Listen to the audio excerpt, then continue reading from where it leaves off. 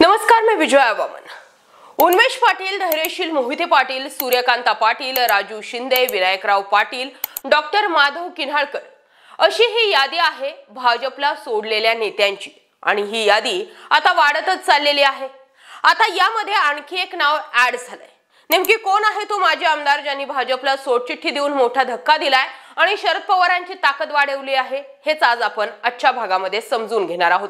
सध्या शरद पवार पक्षामध्ये भरती आणि भाजपमध्ये ओहोटी सुरू आहे। लोकसभा निवडणुकीनंतर राज्यातील राजकीय समीकरणे बदलताना दिसतात। लोकसभा निवडणुकीपूर्वी भाजपकडे येणाऱ्या नेत्याचा ओघ आता कमी झाला असून भाजपकडून इतर पक्षात जाणाऱ्यांचा ओघ वाढल्याचं दिसतंय।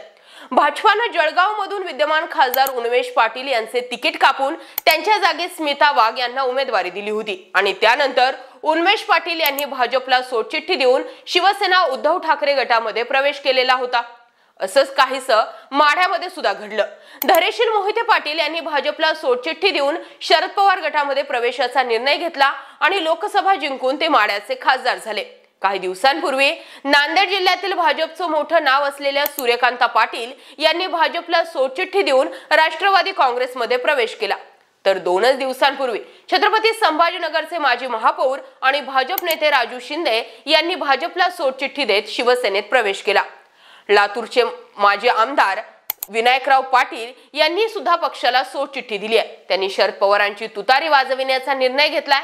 आता नांदेडमधील भाजपचे वरिष्ठ नेते आणि माजी गृहराज्यमंत्री डॉक्टर माधव किन्हाळकर यांनी भाजपला सोडचिठ्ठी दिली आहे। माधव किन्हाळकर यांच्याकडे भोकर मतदारसंघाची जबाबदारी होती। भाजपाचे नाराज आणि माजी आमदार किंवा ज्यांचं तिकीट कापलं जातंय अशा नेत्यांवर शरद पवार जाळं फेकतात किंवा मेहरबान होतात आणि त्यांना गळाला लावत आहेत, असंच एकंदरीत दिसतंय। उद्धव ठाकरेही त्याच प्रयत्नात आहेत। गेल्या 2-4 महिन्यात भाजपच्या अनेक मातब्बर नेत्यांनी पक्षाला सोडचिठ्ठी दिली। आता संभाजीनगरचे माजी उपमहापौर राजू शिंदे आणि लातूरचे भाजपचे माजी आमदार विनायकराव पाटील यांनी पक्षाला सोडचिठ्ठी दिल्यानंतर भाजपचा आणखी एक माजी आमदार पक्षाला सोडण्याची शक्यता आणि कमळ सोडून तुतारी वाजवणार असंही कळतंय। राजू शिंदे यांची मनधरणी करण्याचा भाजपने शेवटपर्यंत प्रयत्न केला, मात्र ते त्यांच्या निर्णयावर ठाम राहिले। संभाजीनगरमध्ये भाजपला मोठा धक्का बसला। जळगाव, माढा, नांदेड, लातूर, संभाजीनगर अशा महत्त्वपूर्ण जिल्ह्यातून सुरू झालेली गळती आता उदगीर मतदारसंघात येऊन थांबली आहे। भाजपाचे उदगीर विधानसभा मतदारसंघाचे माजी आमदार सुधाकर भालेराव यांनी भाजपला सोडचिठ्ठी देण्याचा निर्णय घेतलाय। भालेराव हे येत्या 11 जुलै रोजी राष्ट्रवादी काँग्रेस शरदचंद्र पवार पक्षामध्ये प्रवेश करतील अशी शक्यता वर्तवली जाते। सुधाकर भालेराव हे उदगीर मधील मोठं नाव आहे। लातूर जिल्ह्यामध्ये त्यांचा मोठा दबदबा, त्यांनी पक्ष सोडल्यानं त्याचं भाजपला मोठं नुकसान होणार हे निश्चित आहे। राज्याचे क्रीडा मंत्री संजय बनसोडे यांच्या विरोधात सुधाकर भालेराव हे शरदचंद्र पवार पक्षातून अर्थात महाविकास आघाडीतून उदगीर विधानसभा मतदारसंघात मैदानात उतरण्याची दाट शक्यता वर्तवली जाते आणि त्यामुळेच उदगीरमध्ये संजय बनसोडे यांचं मोठं तगडं आव्हान मिळण्याची शक्यता।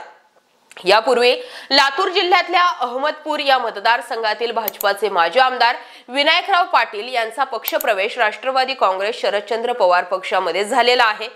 लातूर जिल्ह्यात भाजपाचे 2 माजी आमदार शरदचंद्र पवार राष्ट्रवादी काँग्रेस पक्षामध्ये आले आहेत आणि त्यामुळेच लातूर जिल्ह्यात शरद पवार गटाची ताकद वाढताना दिसते। शरद पवार गटाने मराठवाड्याकडे अधिक लक्ष केंद्रित केल्याचंही यातून दिसून आलेलं आहे। विधानसभेच्या दृष्टीने शरद पवारांचे मिशन 85 अर्थात 85 आमदार निवडून आणण्याचं टार्गेट पूर्ण होईल का? राष्ट्रवादीचा मुख्यमंत्री होताना आपल्याला दिसेल का? आणि पुढचा कोणता नेता जो भाजपा सोडू शकतो हे आम्हाला कमेंटमध्ये नक्की सांगा। व्हिडिओ जास्तीत जास्त शेअर करा आणि चॅनलवर जर नवीन असाल तर आपल्या मराठी मंडळी या चॅनलला जरूर सबस्क्राइब करत चला।